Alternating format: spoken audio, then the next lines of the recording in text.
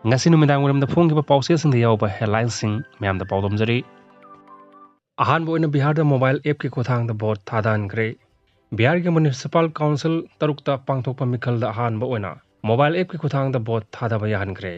Center for Development of Advanced Computing Sangotpa mobile app amagi khuthangda miyamna polling booth natrabasu masa masa gi mayumda leiraga vote thathabagi khudong chaba phangankhibani leibak asida mobile app ki khuthangda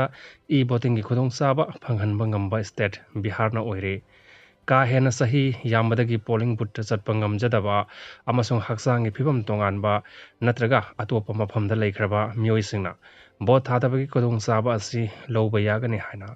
report amana phongdokli kanagumba smartphone leitaba tarabaso state election commission ge official website te sanglaga vote thadabagi khudong chaba piri report amagi matung inna mioi lesing yankhai rom mobile app ki khuthangda vote thadagi hairi mioi tarahumdoi positive oire manipur danga sikakta da mioi tarahumdoi positive oikre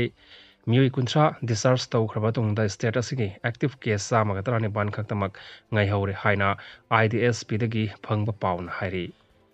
ngasi positive oirakhiba mioi tarahumdoi adugi manungda tarukna nupani aduga taret na nupini hairi Imphal West district dagi mioi tara Imphal East Bisnupur amasung Thawbal district dagi mioi amamam positive oikhi ngasi phawbada discharge tawkhiba case puna Samaga tarani thui sukre state asida COVID-19 gi phimam khara khajik safarak lagaso miyamna COVID ki sana kanglon sing ngakpi naba yariba makhai face mask upinaba amasung hand sanitizer sijinnaba galoinana toina khutsa hambinaba apil torokli Kuki refugee singna lam khopsinba ka henba thawong sathabada leptrabadi e tanarakani FNCC na phongdokli Kuki refugee singna ka henba thawong sathaba amasung lam khopsinba kudakta leptrabadi ihing-nahing tanarakpa yai haina Foothill Naga Coordination Committee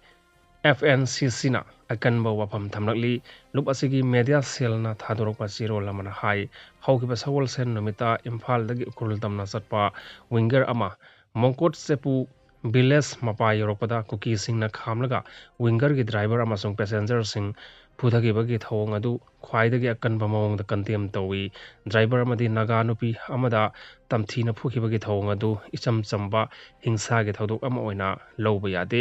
naga Furup ki mayokta chatharakpa lal ni haina lawpham thoi naga miyam gi ikai khumnaba amasung apunba saktamda chauna singnarakpa thawong ni mamangda jo asigumba makhalgi thodok kya thokiba leikre haina palladuna zero lasena hai atamna na naga mizam singda hanjin attack torpagi thawong asi tarai na lofam thokte Kuki singna hanadagi hauna akhanaba thorang tawraga pandama magi makhada chatharakpa thawong ni haina lofam thoi naga singda itat tatana kai horakpagi matangda zero lasena hai longsai kaphundai jang nungnang thangbuk leimanai tingpui satang Yangang pokpi lungiram kazanga konsa khul amasung tumoyon khulena singba mafam kyada Kuki singna naga khunja singda kai hobugi thodok thokre naga Furup mioi singbu mipaiba pohan magalonana aranba mawongda lam khopsinabagi pandamda hairiba thawong adu chatharakibani hairi Kuki refugees singna naga ge lam lausinaba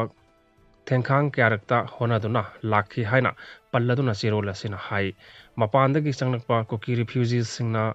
chatharakliba thawong asi icham chamna lam khopchinaba honabadagi hendoktuna kanglupki hana sunaba thokhanaba atamnana sinba tharwangni haina lawpham toi Kuki refugees singna ka henwa thawong chathabaga loinana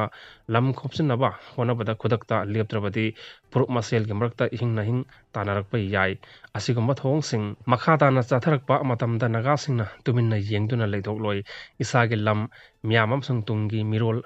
kanabagi damakta angamba thakta honagani matung tarakpada asigumba makhalgi kai horakpa amasung lam khopchinaba honarakpagi thawong makhadana chatharaknabadi maduda thorakpa aphatagi tekchakpum nama Kuki refugees singna pugadabani hainasu chirolasina makha tarakli